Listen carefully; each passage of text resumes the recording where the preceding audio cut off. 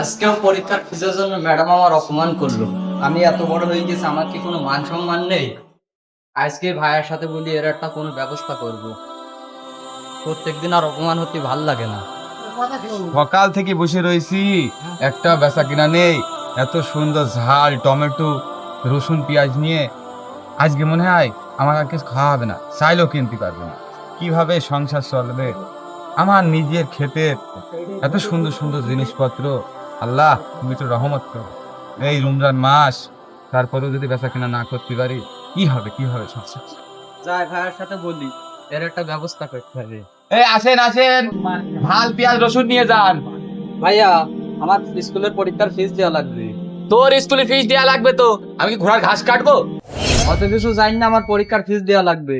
প্রত্যেকদিন ম্যাডাম সবার সামনে আমার অপমান করে। আজকে সকালতে কোনো বেচা কিনা নেই, বাড়ি চাল কিনি দেয় তার না, তার ঠিক নেই। আর তুই আসিস তোর পরীক্ষার ফিস নিস। তোর পড়াশোনা করার দরকার নেই, আমাদের মতন গরিবের জন্য পড়াশোনা নাই। তুই কালকে সকালতে আমার হাতে দোকানে এসে বই। ভাই, আমি পড়ালেখা করতে চাই, মানুষের মতো মানুষ হতে চাই, ভালো একটা চাকরি করতে চাই। ছোট ভাই, তুই তো সবই জানিস, আমাদের স্বাদ আছে কিন্তু স্বাদ নেই। বাবা মারা যাওয়ার পরে আমারও অনেক ইচ্ছা ছিল যে আমি একটা ভালো চাকরি করি। বাবার সংসারে হয়তো কিছু না পেরে এই যে ব্যবসা নিয়ে বসতে হইতে। তারপরে আবার তোর নিয়ে আমার কোনো অনেক ইচ্ছা ছিল। এই যে দেখছিস আজকে সকাল থেকে বেচা কেনা করতে পারিনি, 1 টাকা ইনকাম হয়নি। আমি কিভাবে তোর কাছ থেকে পড়াশোনা রানিং করাবো? তুমি যদি আমার পড়াশোনা না করাও, আমার যেদিকে মন চায় আমি সেদিক চলে যাবো ভাইয়া। হে আল্লাহ, এই হবে সংসারে এখন আমি কি করবো বলো? ভাই টমেটো কত করে? টমেটো 50 টাকা ইচ্ছা। দাম একটু বেশি হয়ে গেল না? কই ভাই, দাম তো বেশি নাই। অন্য দোকানে এটা 50-60 টাকার বিক্রি করছে, আমার নিজের ক্ষেতের ফসল পেলাম 50 টাকার বিক্রি করছে। না ভাই, একটু বেশি হয়ে যায়। তুমি একটা কাজ করো, 30 টাকা করে রাখো। 30 টাকা দিলে কেমন একটা একেবারে কম হয়ে যায় না? আপনি প্রতি কেজিতে 5 টাকা করে কম দিন, আপনি 45 টাকা করে দেন। এই হচ্ছে তোদের সমস্যা, বোঝালে বুঝিস না, এই জন্য তোদের বেচা কেনা হয় না। নিজের ফসল অল্প টাকায় দিয়ে দিবি, তুই বলছিস 5 টাকা কম করে রাখতি। 5 টাকা কম করে রাখবো তো তোর কাছে দেবো কে?